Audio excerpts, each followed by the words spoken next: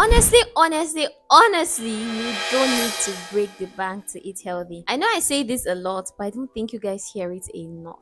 In fact, most of my well balanced plates they cost less than the price of some of your fast food. Today, I'm going to be showing you how to eat healthy and clean on a very tight budget. Hi, my loves, welcome back to my YouTube channel.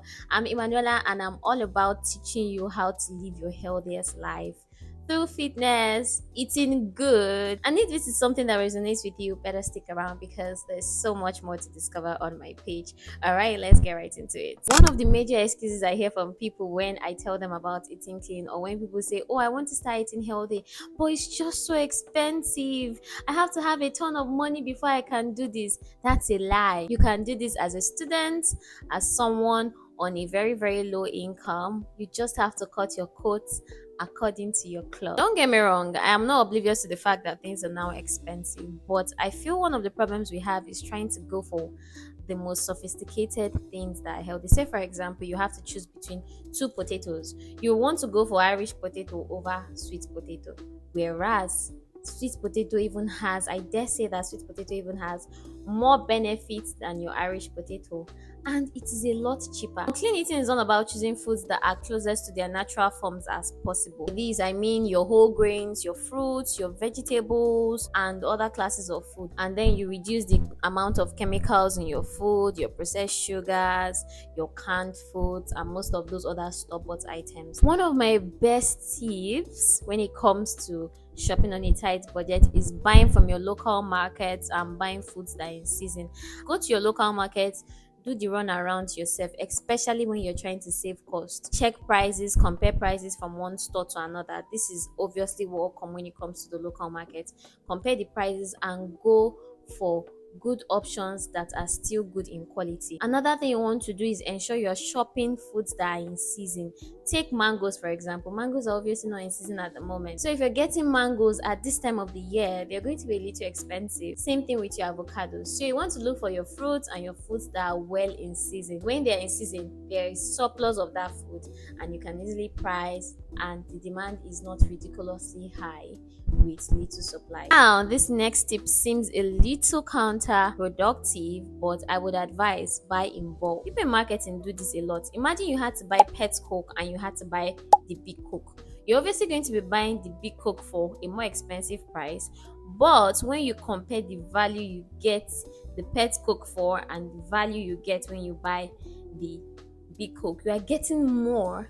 Try to do the division in your head. You realize that, oh, buying in bulk is actually a lot cheaper. And when you buy these things, you want to find a way to store them properly. I know. It sounds like, oh, at the end of the day, I'm spending a lot of money.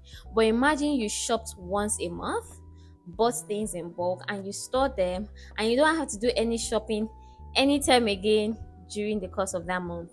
And when you buy 1 cup of rice today, 2 cups tomorrow, and by the end of the day you realize when you sit down to calculate, you spent a lot more than you would have if you just bought everything all at once. Now, this third tip is like my favorite because this is so practical. I know it is simple, but it's hard for some people. But it goes without saying, cook at home. Cook at home. The amount you spend buying food outside, geez, sit down at the end of a month, calculate how much you spent on fast food, restaurants, eat out. You would realize that if you had used that money to cook, my darling, you'll be saving a lot. I like to do the math. Say, for example, I go out and I eat with, let's say, 10,000 naira, or let me even try to be modest, I eat with 7,000 naira here in Nigeria. And I decide to take that 7,000 naira to the market. Trust me, I will buy a kilo of chicken for 4,500 or 5,000 naira. I'm going to buy tomato for 1,000 naira. That is about 5,500. I'm going to buy pepper. Let's say I buy pepper for 200 naira. That is 5,700. I still have change, right? Buy onion 100 naira. Maybe you buy oil 200 for that pot of food alone. Oh. And then you now buy rice. You have eaten rice and chicken stew. And guess what? You're still not going to finish that chicken because you will not sit down and finish 1 kilo of chicken all at once. So do the math yourself and you realize that what cooking at home is a lot cheaper. Next tip will be to plan out your meals. This way you're very, very sure that you are going to be eating clean. And when you plan out your meals, you know what exactly you need to purchase when you're doing your shopping, and you know what to avoid. Most times when you don't go to the market with a list, you end up buying many things you don't need, and you end up not buying the things you actually need. So I would advise you, plan out your meals, know the meals you're going to eat for a week, maybe 3 days or the month, and then use that list to go do your shopping in the market. Trust me, it works wonders. I practice this every single time. Now, this is one of the most important lessons I've learned over the year. That is, use everything, don't waste food. Honestly, when you go to some places and you become exposed to certain things, you realize that hunger is not a joke. Those things you're taking for granted, someone is literally looking for the crumbs on your table to feed on, and you don't know how much you're saving when you ensure that everything is used. Say for example, you had bananas that are about spoiling or they are very ripe. Don't throw them away.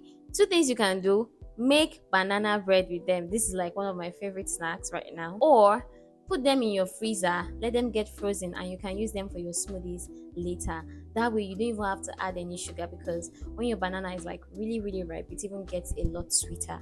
This way you're saving yourself money and you are definitely using every piece from your last purchase. And my last tip for you is to start small and gradually progress from there. You can't decide to just start eating healthy and be economical overnight. You have to make gradual changes. Okay, today I'm gonna save 5k, I'm gonna save 2k next month, I'm gonna save 10k, and in little to no time you're doing better with your spending and you're still eating healthy. Eating healthy is all about smart shopping, local choices, starting small, and being more intentional about your cooking.